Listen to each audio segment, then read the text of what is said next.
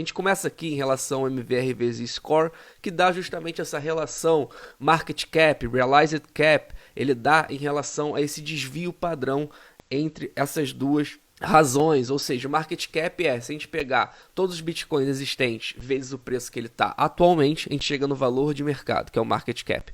O realized cap é em relação ao preço realizável, o último preço realizável de cada bitcoin. Então, se eu comprei um bitcoin a 10 mil dólares, no realized cap ele vai contar como 10 mil dólares e não como preço atual. Então, você começa a ter essa diferença, porque o Realized Cap ele tende a aumentar conforme pessoas que compraram há muito tempo começam a realizar no presente. Então um Bitcoin eu comprei a 10 mil, se eu vendi recentemente a 30 mil, por exemplo, esse Bitcoin, o Realized Cap ele vai subir, porque ele estava contando como 10 e agora está contando como 30. Então o importante é você entender essa dinâmica, mas o modelo ele é muito mais simples do que isso. O modelo ele chega aqui no Z-Score, que é justamente essa linha aqui vermelha que vai transitando aqui em cima do preço do Bitcoin, que está atrás aqui de azul. Então, o importante notar aqui é que os topos, eles sempre foram aqui vistos dentro dessa caixa vermelha. E os fundos, eles sempre foram vistos aqui dentro dessa caixa verde. Você nota aqui muito claramente que o primeiro fundo que a gente fez aqui em 2012, ele veio aqui nessa caixa verde, os Score. O Bear Market aqui de 2015, 2016, ele veio aqui também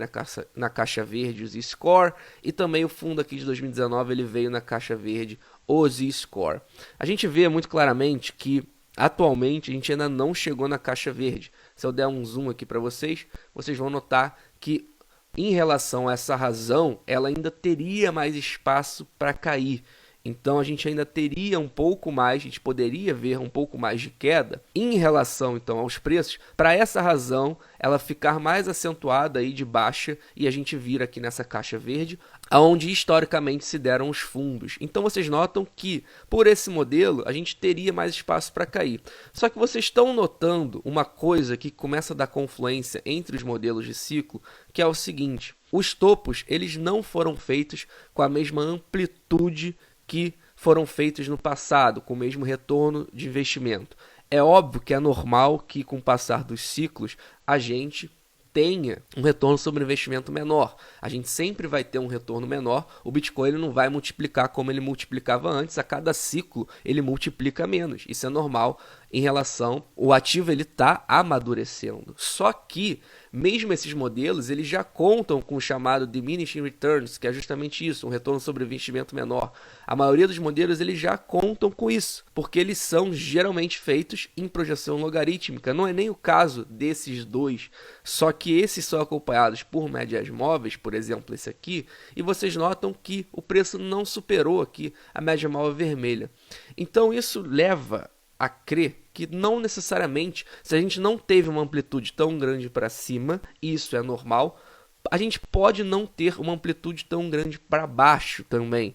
A gente pode não ter uma desvalorização do Bitcoin tão expressiva como foi nos últimos ciclos. A gente chegou a desvalorizar o Bitcoin em 85% nas últimas vezes. Atualmente o Bitcoin chegou ali a 60%. Se o Bitcoin desvalorizasse aí 70%, seria um Bitcoin a 21 mil dólares. E isso ainda teria margem se a gente analisar só para isso, só a relação de percentual que o Bitcoin desvalorizou, 70%, ainda falta para 85%. Então, um Bitcoin desvalorizado 70% daria ali 21 mil dólares. Isso ainda assim seria menor do que os ciclos anteriores. Mas, caso, aí é uma opinião minha, só acontecendo para ver, o Bitcoin desvalorizasse até 21 mil dólares, possivelmente a gente veria que os modelos também começarem a entrar aqui na zona histórica de fundo. Então, não se prenda muito a percentual, mas a gente começa a observar que os modelos eles ainda têm espaço mais para queda. Só que não necessariamente o fundo ele vai vir na mesma razão que ele veio no passado, até principalmente porque você nota que o MVR vezes Score, ele também nota que o topo aqui ele chega a entrar na caixa vermelha aqui, o topo de 65 mil dólares, ele chega a entrar aqui na caixa vermelha. Só que não foi de forma tão profunda quanto ele entrou no passado. Então a gente pode estar vendo um achatamento em relação à amplitude, tanto para cima como para baixo. Se o bull market não foi tão expressivo, porque o bear market ele vai ser. Não necessariamente, é óbvio que pode ser, mas por isso é importante que você enxergue. A verdade é que ninguém sabe exatamente qual é o fundo. Ninguém vai acertar o fundo exatamente.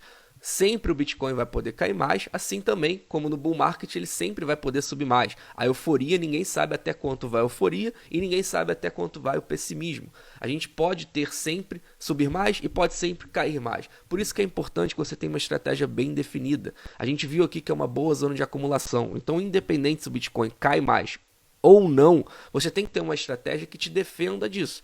A minha, como vocês sabem, é o Dollar Cost Average por intensidade, e ele me defende disso, porque eu estou acumulando em Dollar Cost Average, então eu estou aproveitando essa boa zona aqui de acumulação, aumentei um pouco ali a intensidade, e a intensidade justamente para quê? Ela me dá caixa.